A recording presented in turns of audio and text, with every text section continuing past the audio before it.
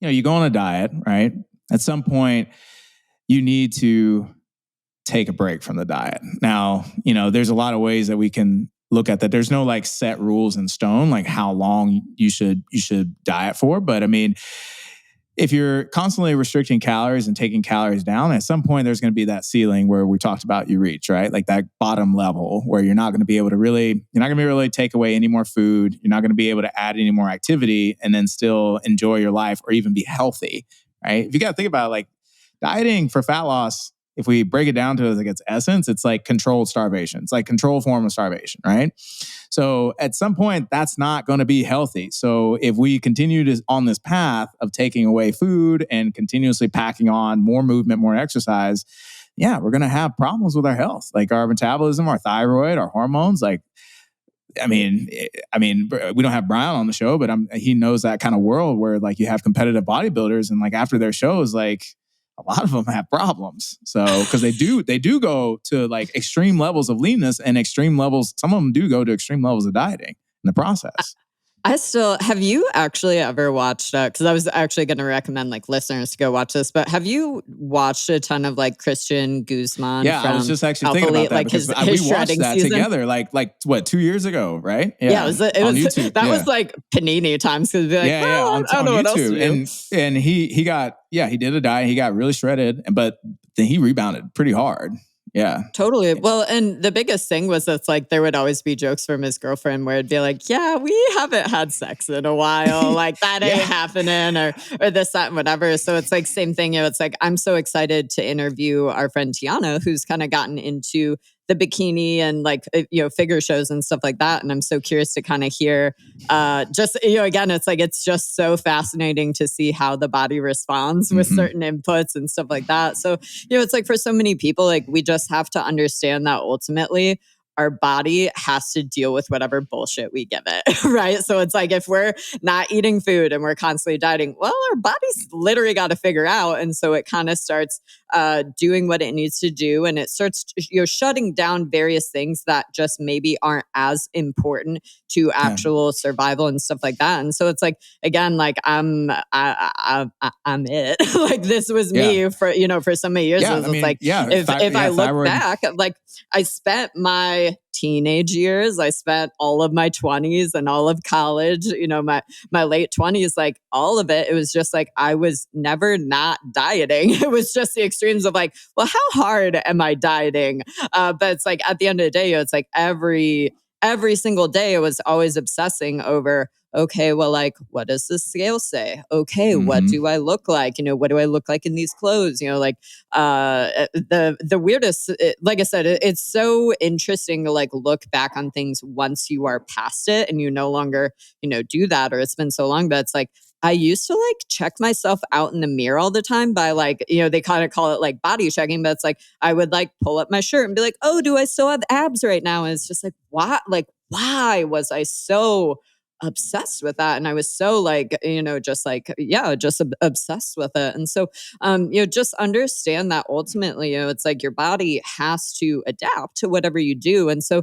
that's kind of that idea of metabolic adaptation. You might see somebody that it's like, well, for years and years and years, if all you ever ate was 1,200 to 1,400 calories, well, again, like your body does the things to figure it out, and it almost becomes normal, or it might even become not miserable for you because that is just your normal. And so, it's like same thing when we're trying to work our way out of that, can be quite a shit show.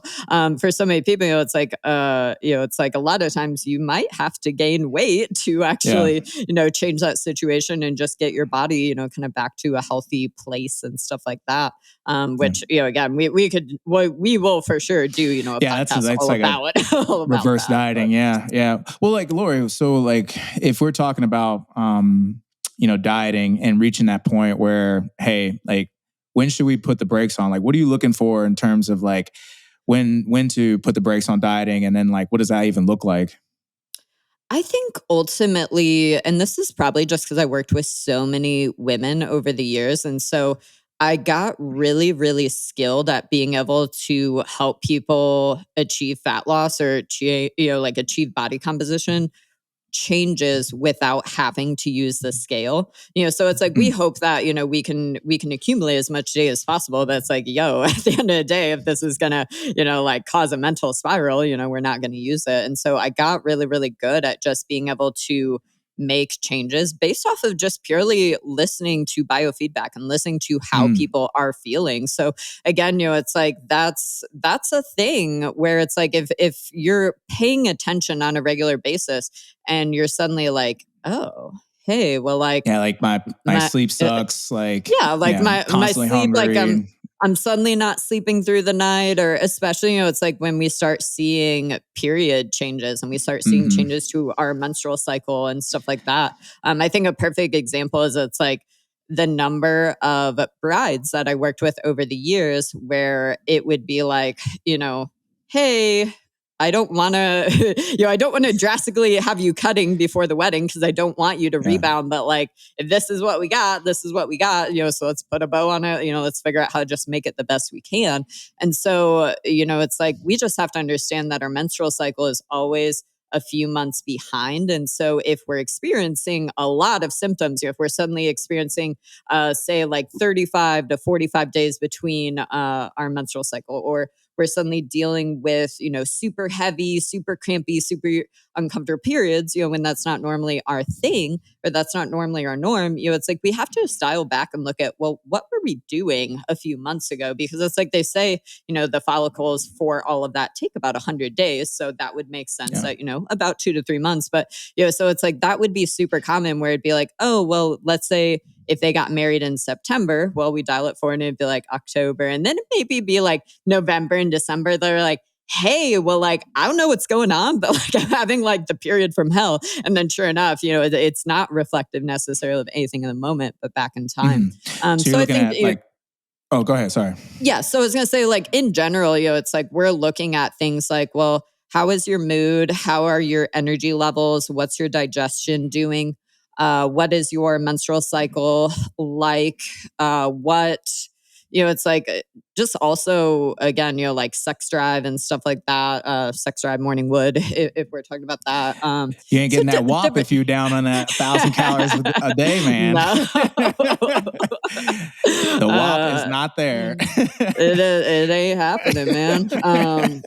So yeah, it's like, and that's the thing I think a lot of people miss too, is it's like, again, they're so hyper focused on like, what is the scale doing? But it's like, how many people like have you worked with over the years actually, where it'd be like, yo, I want to diet. And you'd be like, I don't think you're in a place to diet, man. Like just kind of looking at your situation. I don't think so. And they'd be like, no, but I want to diet. And you'd be like, all right, so I'm going to just make a prediction. Like, again, that's the fun part about coaching, is it's like, it's kind of like parenting. Like, we can advise you, but at the end of the day, like how we move forward is your decision and stuff like that. And so it's like, it'd be like, yo, I don't think you're in a place to die. And they'd be like, yeah, no, let's do it. And then, all right, so we cut like 15, 20%. And they'd be like, 4 or 5 days go by and you get the text where it'd be like, so I feel like dog shit and I'm dying during workouts and the scale went up, and you'd be like, oh man, I tried to tell you, man, like sometimes the only way to, get in bed with that is gotta figure it out. Got a FAFO.